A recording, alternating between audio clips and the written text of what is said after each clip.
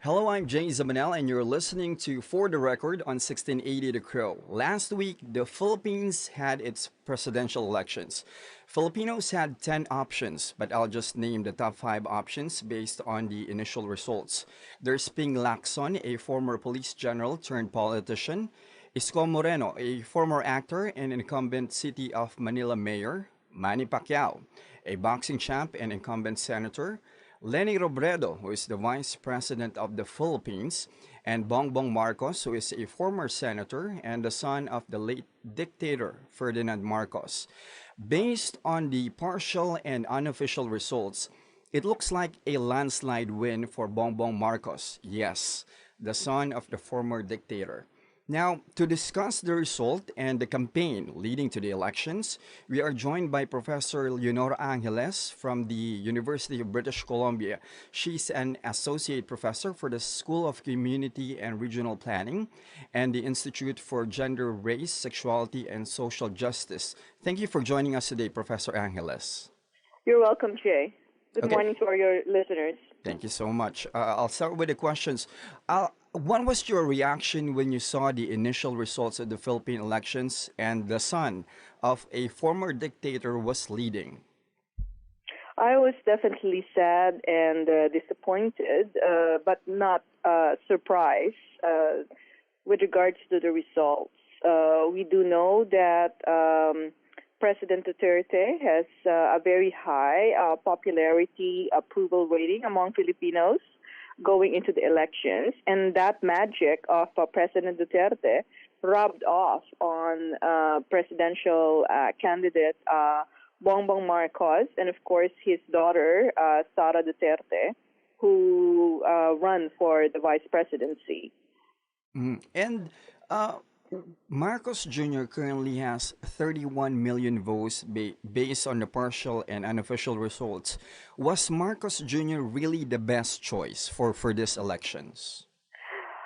Of course, this is a biased answer. Okay, okay. I have been very active here in Vancouver, Mm-hmm.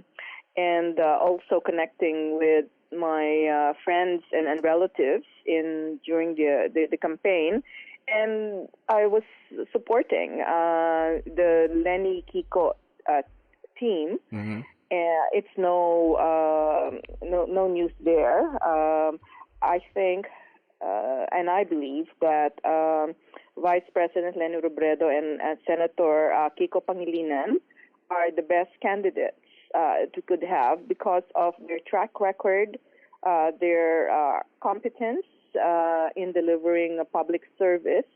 They have also not been tainted with any allegations of corruption and have certainly proven a very strong track record in providing community-based basic services to the masses, to people who really came in droves through the Angat Buhay livelihood program. Despite her very minuscule budget, particularly during the pandemic, Vice President Leni Robredo was able to demonstrate what the Robredo administration had done in Naga City for 18 years. And this is really heartwarming for a lot of Filipinos who really saw Leni Robredo as an alternative to the traditional politics, patronage-based political culture that we have. She's not tied to any, big money campaign, to corporate donors, and certainly not to any political dynasty.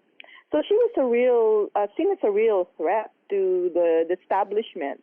And unfortunately, that kind of system will endure under another Marcos and Duterte administration for the next 6 years. Okay, let me cut you there, Professor. You said a clean track record, no record of corruption, public service record is off the charts. But we have 31 million votes for Marcos, who was basically campaigning for unity. That was it. What went wrong? Yes, there really, I think, three victims in these elections. One is, of course, truth, democracy, and history. Truth, because we do know that there's a proliferation of fake news, disinformation, and lies in social media.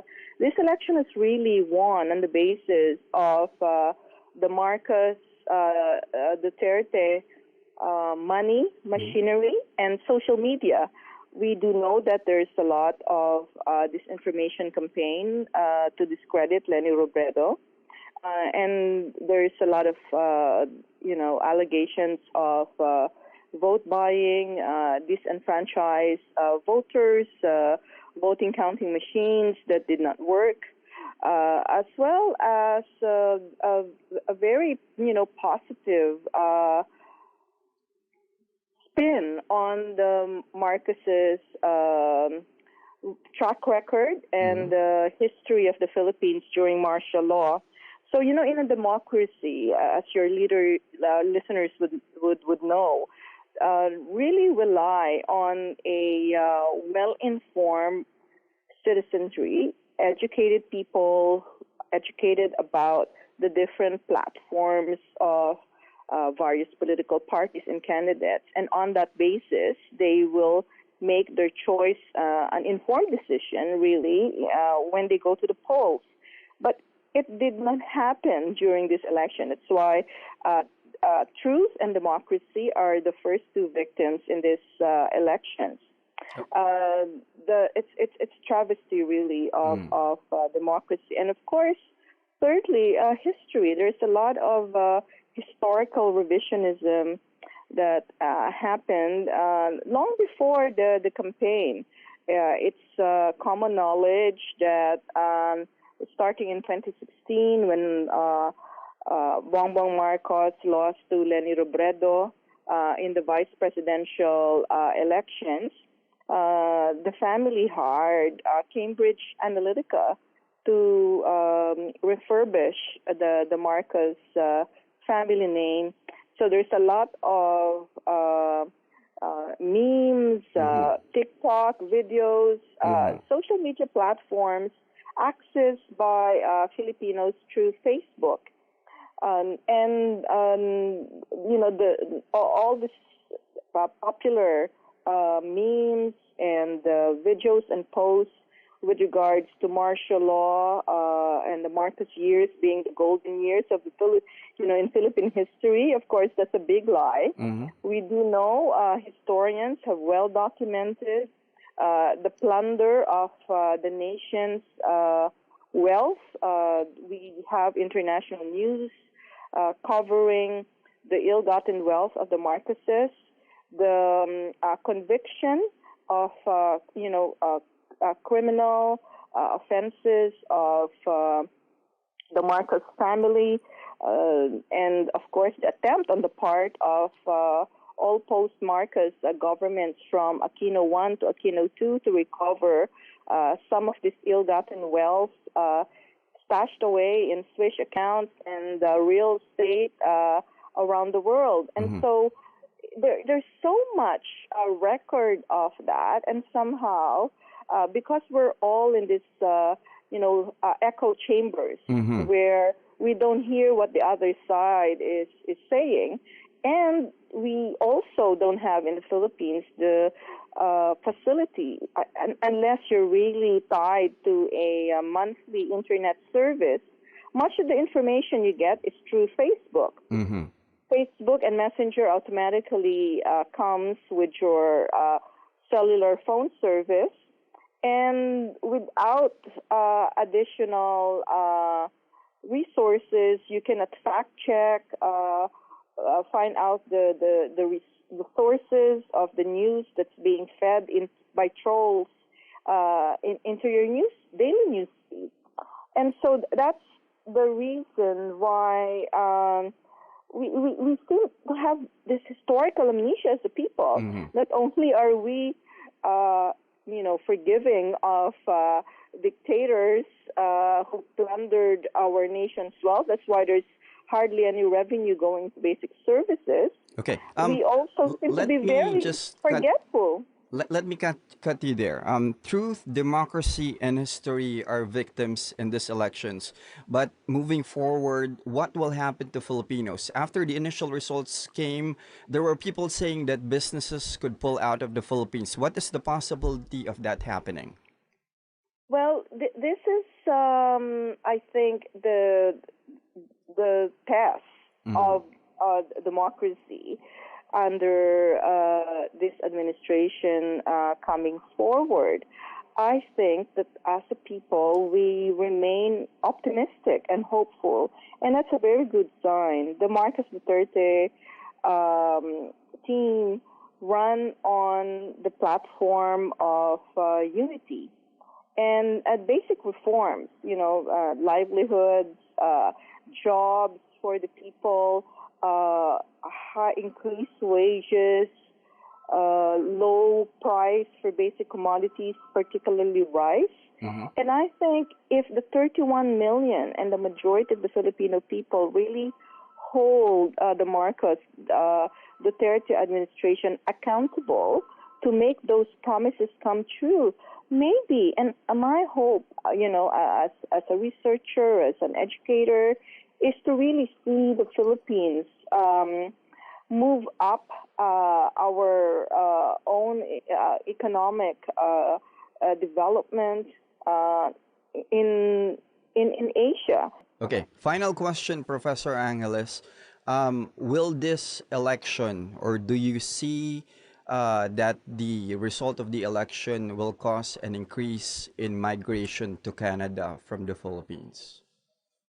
Well, Canada has always been a major source of Filipino overseas worker as both temporary foreign workers as well as permanent residents.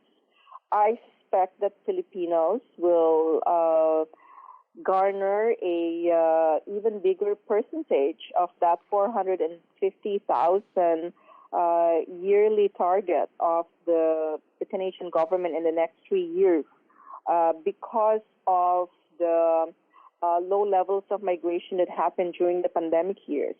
So yes, as Canada, of course, expands its attempt to get more refugees from Ukraine and Syria, Filipino workers will join these new migrants to Canada. Of course, we mainly come here. We're economic refugees in a sense, not political refugees, unlike Syrians and Ukrainians. But I do see an increase because over the years, even during the pandemic, where we saw a number of Filipino workers in other parts of the world go back to the Philippines. I think the statistics show that 75% of our workers had to be repatriated, but we didn't see that same pattern in Canada because many of the workers here have a pathway to permanent residence and citizenship. What's interesting is that Filipinos in Canada's level of remittances had actually increased, despite the overall downward trend in remittances from abroad. And this is, I think, an indication of the rather healthy, economic record of Canada on the one hand, and on the other hand, really the continued pressure on the part of Filipinos in Canada that we experience to send remittances to help our families during the pandemic difficult years. Okay, Professor Angeles, thank you so much for joining us today. I really learned a lot, and it was an honor to chat with you. You're most welcome, Jay. Take care. Goodbye. Thank you so much. And everyone, this has been For the Record. I'm Jay Zabanel, and you're listening to 1680 The Crow.